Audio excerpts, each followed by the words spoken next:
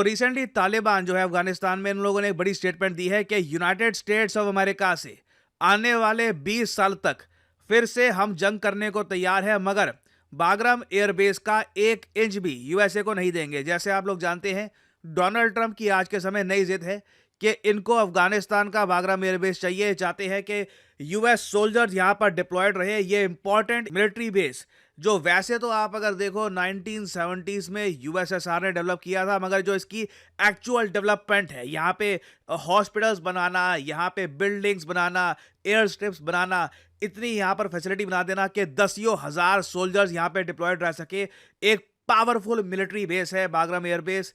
इसे अमेरिकन ने डेवलप किया था और उसके बाद 2021 में अमेरिकन जब छोड़ के भागे थे अफगानिस्तान, तो ये एयरबेस भी इनको छोड़ना पड़ा। ट्रंप ये कह रहे हैं कि ये एयरबेस अमेरिकन पैसे से बना है, हमें जल्द से जल्द ये वापस चाहिए, इस एयरबेस को हम नहीं छोड़ सकते।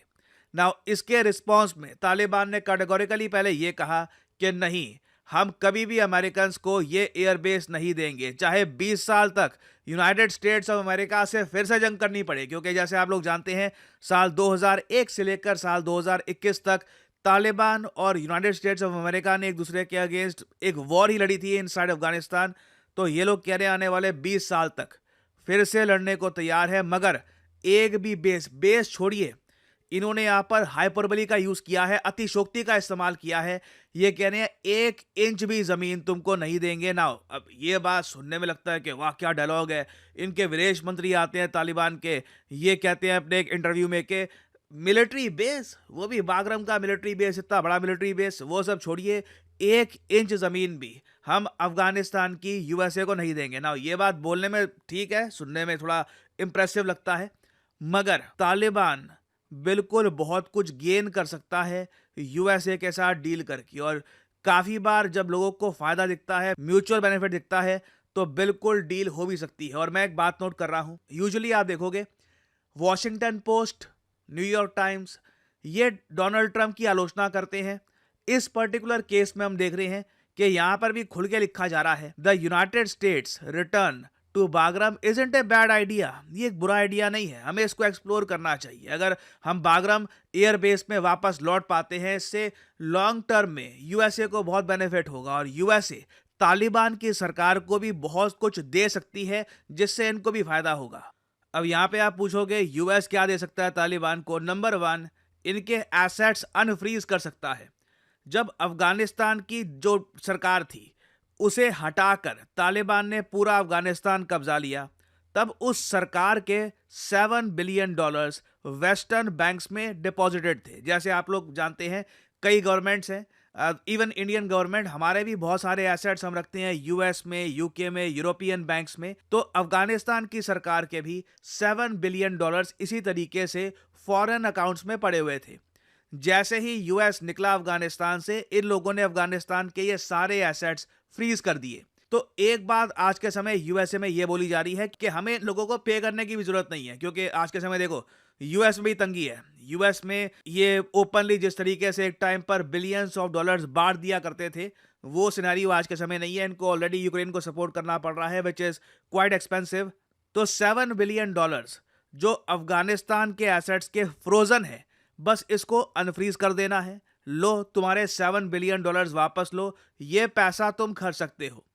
फिर जैसे आप लोग जानते हैं, यूएसए आज के समय तालिबान की सरकार को मानता नहीं है, इनको एक्सेप्ट नहीं करता। कई यूरोपियन देश नहीं एक्सेप्ट करते। इससे होता क्या है कि तालिबान के मिनिस्टर्स आपको किसी global summit, global international forum में नहीं मिलेंगे। ये लोग ट्रैवल नहीं कर सकते। बहुत ही लिमिटेड देश हैं आज के समय जो तालिबान की सरकार को रिकॉग्नाइज कर चुके हैं।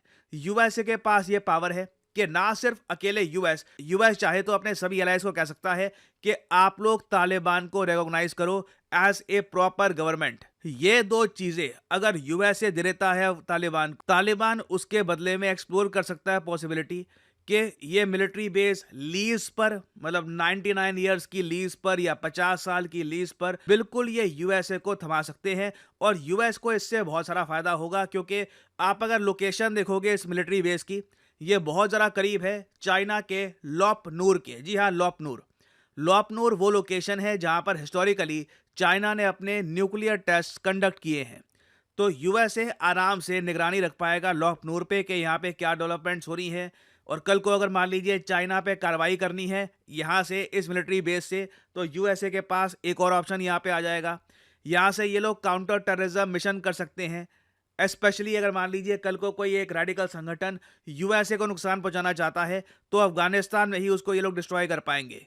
और फिर फाइनली जियोपॉलिटिक्स में एक बहुत ही इंपॉर्टेंट फैक्टर आता है टाइमिंग का। तालिबान ने रिसेंटली एक डील कैंसिल कर दिया, एक्चुअली बिल्कुल ठंडे बक्से में डाल दिया है चाइना के साथ। आज से 2 साल पहले चाइना और तालिबान की एक डील हुई थी ऑयल फील्ड्स को लेकर। चाइना ने कहा था कि तालिबान की जो ऑयल फील्ड्स है वहां पर ये इन्वेस्टमेंट करेंगे, कुछ 540 मिलियन डॉलर की इन्वेस्टमेंट की बात हुई थी और बहुत बड़े वादे किए गए थे। अफगानिस्तान की ऑफिशियल्स ने कहा कि चाइना यहां पर ब्रीच कर रहा है अपना कॉन्ट्रैक्ट। चाइना के कई जो एम्प्लॉयज थे यहां पर जो इन ऑयल फील्ड्स पर काम करने वाले थे, इन्होंने ये कहा कि हमने जब अपने ऑपरेशंस एस्टैब्लिश करने की भी कोशिश करी, अफगानिस्तान तालिबान के एक्शंस ऐसे रहे जैसे ये लोग रॉबरी कर रहे हैं। हमारा काफ़ी सामान काफ़ी बार चोरी कर लिया, कई लोगों को हरास किया गया। बेसिकली तालिबान और चाइना दोनों जो ये इकट्ठा हुए थे, दोनों की ये डील बुरी तरीके से कोलैप्स कर गई। और टाइमिंग आज के समय यूएसए के लिए काफ़ी अच्छी है। अफगान तालिबान का एक बुरा एक्सपीरियंस हुआ है चाइना के साथ, मिलियंस ऑफ डॉलर्स की डील कैंसिल हो चुकी है।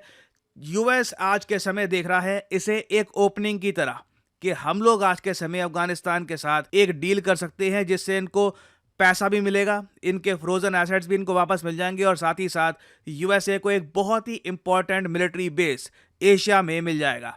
नाउ अगेन टाइमिंग से अगर मैं बात करूँ, आप अगर चाइना के पर्सपेक्टिव से देखो तो जैसे ही ट्रंप ने इंडिया के अगेंस्ट एक्शन लेने स्टार्ट कर दिए, इमीडिएटली चाइना ने इंडिया के साथ रिलेशंस इंप्रूव करने स्टार्ट कर दिए। That is all timing. China ने देखा कि okay this is a wonderful opportunity, Trump एक बड़ा ब्लंडर कर रहे हैं, हम इंडिया के साथ धीरे धीरे रिलेशंस इंप्रूव कर सकते हैं। और अभी तो देखिए चाइना आने वाले समय में इंडिया को बहुत से प्रपोजल्स देगा, बड़े प्रोजेक्ट्स के बड़े आइडियाज साथ में शेयर करेगा कि अगर यूएस आपको वो अपॉर्चुनिटीज नहीं दे रहा तो हम दे सकते हैं। फॉर एग्जांपल जो चाइना का के वीज़ा है, ये आज के समय ये लोग काफ़ी प्रमोट कर रहे हैं। कई इंडियन जो टकीज हैं उनको ये कहा जा रहा है कि आप यूएस की बजाय चाइना को एक्सप्लोर करने का सोचिए, चाइना में आप काम कर सकते हैं अंडर द के वीज़ा।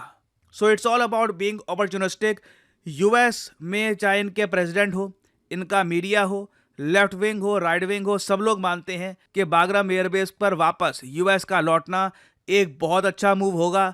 और तालिबान से लड़े बिना, तालिबान से बातचीत करके, इनको कुछ चीज़ें ऑफर करके अमेरिकन मानते हैं कि इनको ये एयरबेस मिल पाएगा। नाउ क्या तालिबान एक्चुअली ये सब मानेगा या नहीं मानेगा, आने वाले कुछ महीनों में ये बात क्लियर हो जाएगी।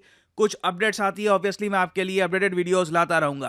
और फाइनली आप लोगों से मैं यहाँ पे एक क्वेश्चन पूछूंगा, इंटरेस्टिंग क्वेश्चन है, पता नहीं कितने लोग यहाँ पे इसको अटेम्प्ट करेंगे। क्वेश्चन ये है कि गल्फ ऑफ फिनलैंड आज के समय काफ़ी न्यूज़ में है। आपको यहाँ पर यह बताना है कि गल्फ ऑफ फिनलैंड किस सी में लोकेटेड है। ये है यहाँ पे आपकी ऑप्शंस। रीजन मैं आपको बता दूं गल्फ ऑफ फिनलैंड न्यूज़ में क्यों है। रशिया की एयरफोर्स यहाँ पर पहुंच गई थी और एस्टोनिया को लगा कि रशिया अटैक करने वाला है इन पर, नेटो के डिफेंसेस एक्टिव हो गए, सडनली एवरीवन वाज स्केयर्ड। तो बताइए गल्फ ऑफ फिनलैंड जहां पर ये सब हुआ है ये है कहां पर। ये है यहाँ पे आपकी ऑप्शंस। ये आपको मिलेगा इंडियन ओशन में, ये आपको मिलेगा ब्लैक सी में, ये आपको मिलेगा बाल्टिक सी में, या फिर ये आपको मिलेगा रेड सी के अंदर। कमेंट सेक्शन में करिए उत्तर। जो लोग देंगे सही आंसर उनकी कमेंट को मैं दे दूंगा हार्ट, ताकि बाकी लोग समझ पाए कि सही उत्तर क्या है। नाउ जनरेटिव एआई के बारे में मैं एक ही बात बोलूंगा, इट इज ऑसम। आप उससे कुछ भी क्रिएट कर सकते हो, और जब मैं बोलता हूं कुछ भी, आई मीन एनीथिंग। आप अपना खुद का एक फिक्शनल कैरेक्टर बना सकते हो एक प्रॉम्प्ट डालकर, और ना सिर्फ इस कैरेक्टर की इमेज, आप इसको मूव करा सकते हो। आप इसी कैरेक्टर को दिखा सकते हो वेरियस पोजीशंस में। आप ट्रेन कर सकते हो अपने एआई को एक स्टोरी बनाने के लिए, and you can create anything for the world. इसलिए आज के समय कंपनीज सिर्फ डिग्री नहीं देख रही, डिग्री के साथ साथ वो लोग ये भी देख रहे हैं कि क्या ये आदमी जनरेटिव एआई को प्रॉपरली समझता है। क्योंकि आप अगर जनरेटिव एआई को प्रॉपरली अगर यूज कर सकते हो तो जॉब मार्केट में आप अलग ही दिखोगे। Your chances of getting employed increase tremendously. कई स्टडीज तो हमको ये भी बताती है कि अगर एक आदमी जॉब ढूंढने के लिए जाता है आर्टिफिशियल इंटेलिजेंस की स्किल्स के साथ, तो उसको 28 से 30% हायर सैलरी मिलती है कंपेयर टू अदर्स। तो अगर आप बहुत ही जल्द जॉब ढूंढने के लिए जाने वाले हैं, जॉब मार्केट को एंटर करने वाले हैं, you should have generative AI skills. इससे आपको एक डेफिनेटिव एज मिलती है, आपका रेज्यूमे अलग ही दिखता है। और ऑल्दो आप अगर मार्केट में जाओगे तो जनरेटिव एआई सिखाने वाले आपको बहुत सारे कोर्सेज मिल जाएंगे, मगर ज़्यादातर जो ये कोर्सेज हैं इनमें प्री रिकॉर्डेड लेक्चर होंगे जो एक बार को आप देख सकते हो। उसके बाद कोई आपका क्वेश्चन है, कुछ क्वेरी है, ये रिजॉल्व हो पाएगी नहीं हो पाएगी इसकी कोई गारंटी नहीं है। जबकि करियर 247 में हम आपको प्रोवाइड करते हैं अपने जनरेटिव एआई कोर्स में 130 घंटे की instructor led live virtual training, जहां पे आप सवाल पूछ सकते हैं, कुछ आपको चीज नहीं समझ आ रही आप ओपनली पूछ सकते हैं, समझ सकते हैं कि प्रॉम्प्ट कैसे डालते हैं, खुद की प्रॉम्प्ट लाइब्रेरी कैसे बनाते हैं। देखिए, generative AI is not just about prompt डाल दिया चलो हो गया। आपको यहां पर यह सीखना होगा कि एआई मॉडल ट्रेनिंग कैसे होती है, डिप्लॉयमेंट कैसे की जाती है, AI for data and enterprise solutions कैसे किया जाता है, ताकि आप कॉर्पोरेट वर्ल्ड के लिए तैयार हो पाए। तो आपको यहां पर करना क्या है, सिंपली जो वीडियो आप देख रहे हैं इसके कमेंट सेक्शन में जाओ। कमेंट सेक्शन में आपको ये लिंक मिल जाएगा, यहां पे इस लिंक पर करिए क्लिक और यहां आप परचेज कर सकते हैं करियर 247 का जनरेटिव एआई कोर्स। आपको अभी क्या करना है, यहां पर अपना नाम डालिए, ईमेल, फोन नंबर, जो डिस्काउंट कोड है यहाँ पर PD10 ऑफ कोर्स ये डालिएगा, ताकि तभी आपको डिस्काउंट मिलेगा, नहीं तो you won't get the discounted price. कुछ 1-2% लोग होते हैं वो कभी कभी कोड लगाना भूल जाते हैं, and because of that they have to pay the whole price. So use the code, get the proper discount. Career 247 की तरफ से आपको कॉल आएगा and then you can make your purchase and you can start your journey in the generative AI course. इस course के लिए देखिए कुछ ऐसा नहीं है एज वगैरह, you can do this course at any as. हालांकि प्रेफरेबल रहेगा जितने आप यंग हैं, जितने आप अभी अपना करियर स्टार्ट कर रहे हैं, तब आप ये स्किल्स एक्वायर कर लेंगे। It will help you a lot later on in your career. याद रखिएगा, आज का ज़माना सिर्फ डिग्री का नहीं है, आपके पास स्किल्स भी होनी चाहिए to get the job that you want. So use the code PD10 and get the maximum discount. इसी नोट के साथ यह है वीडियो का अंत। Thank you for listening and as I always say, may the gods watch over you.